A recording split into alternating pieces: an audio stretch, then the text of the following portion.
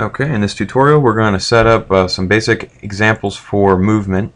The first one's going to be a walking around the radius of the action object.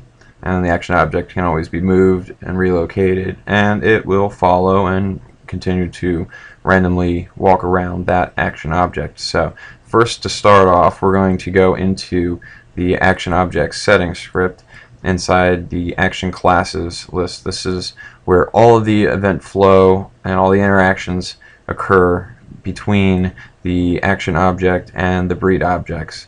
Without this class list, there is no interactions with other avatars or its own environment.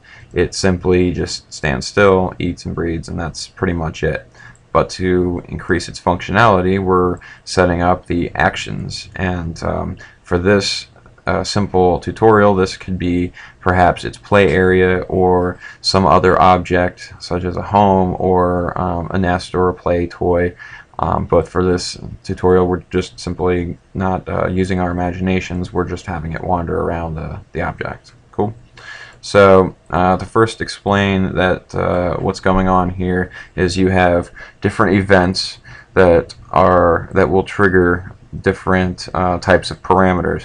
The start event is a simple event that when the action object is first introduced to a breed object, or vice versa, the start event is called. So if you have a breed that's just wandering around doing its own thing and you introduce this, it will raise the start event. And this will interact with unlimited number of other breed objects.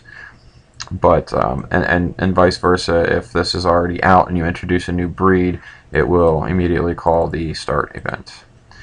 So now that we have this taken care of and explained, we're going to bind new events. In this bind, we're going to use a timer that triggers every 5 seconds and calls a event called wander that we're going to create. And we create it just simply by declaring its identifier. And remember, this is a strided list, so you have identifier, then the params, another identifier, more params. And this list can be any number of actions, but for the simulation we won't need but a few.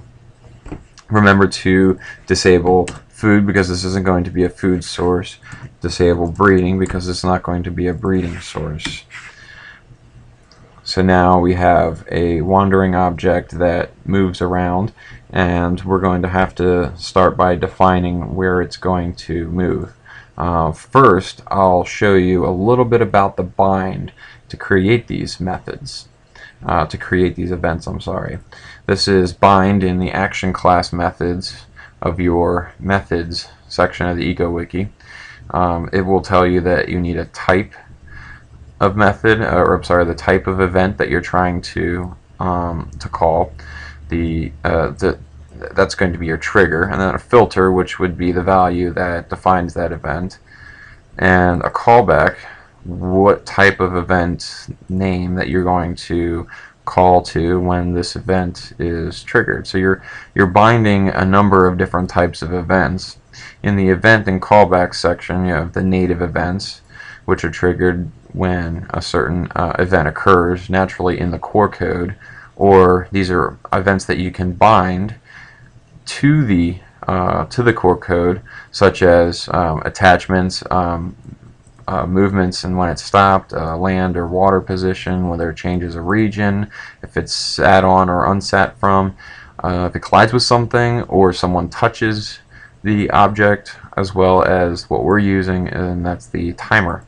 So we're using the timer, and the filter for timer is a number in time, in seconds, which is so 5 seconds, and then we have its callback, which we created, called wander.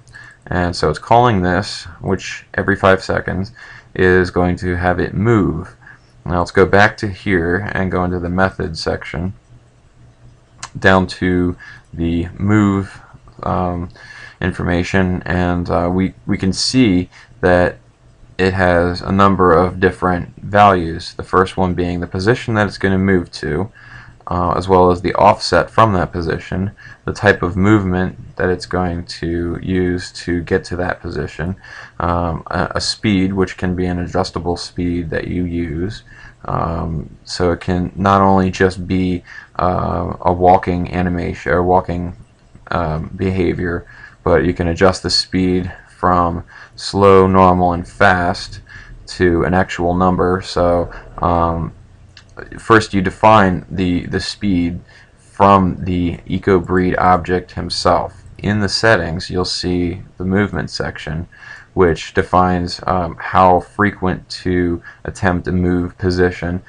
because when it's physical, it has to move from point A to point B. It will have to trigger a movement push every so often, and that movement, the timer, would be set here. Right now it's just every 1 second.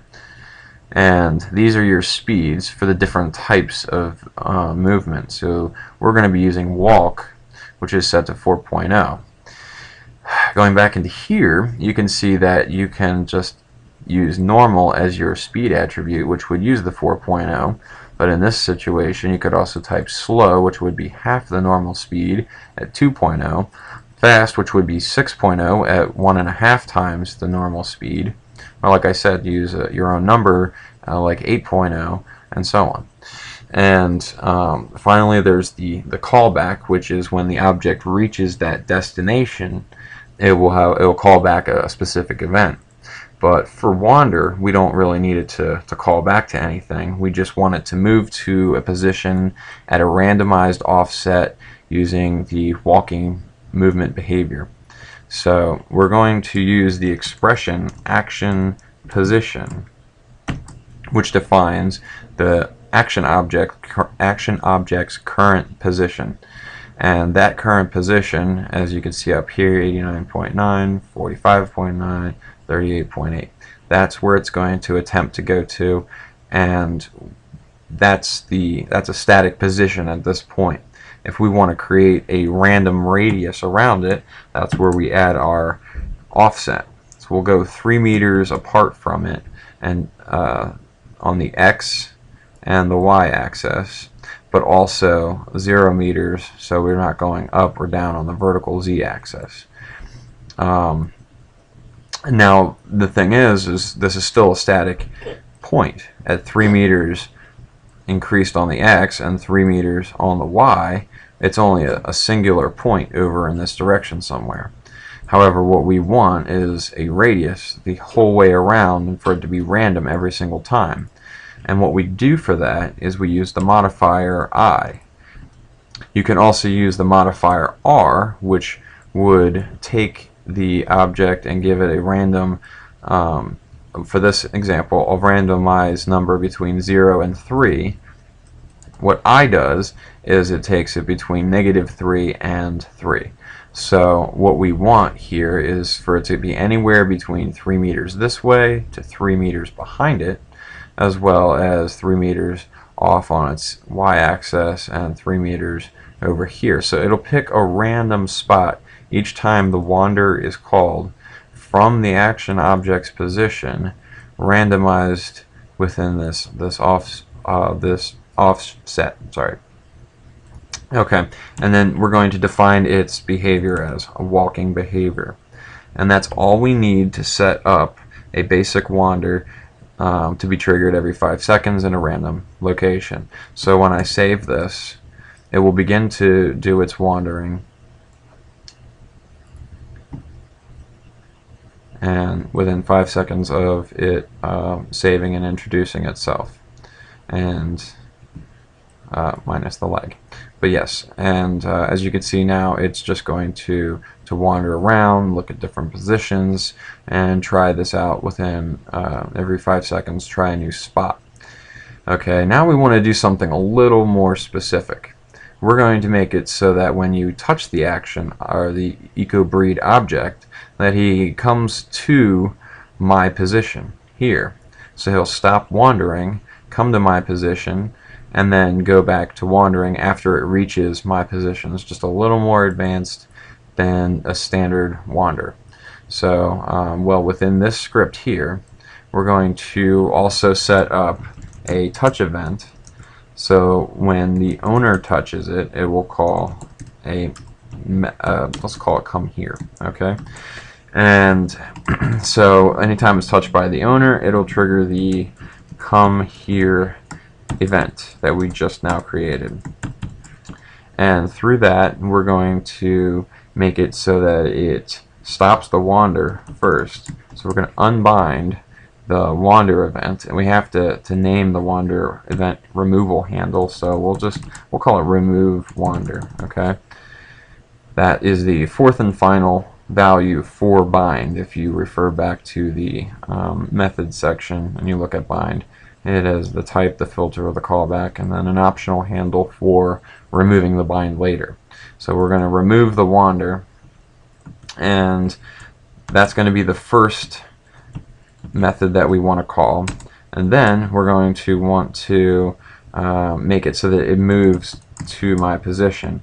Again, you can refer back to the expressions list, which is here, and find the owner position or toucher position, and that will give us the vector of that position, and that's what we're looking for. Is we're going to make it go to me.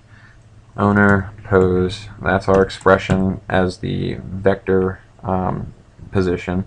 Then we don't need an offset, so let's just call this null, and we will need to also define that it's going to walk and at a normal speed, but we don't want to. We're going to want to rebind the wander timer. So we can just call the start event over again, and that will rebind the timer, but it will not.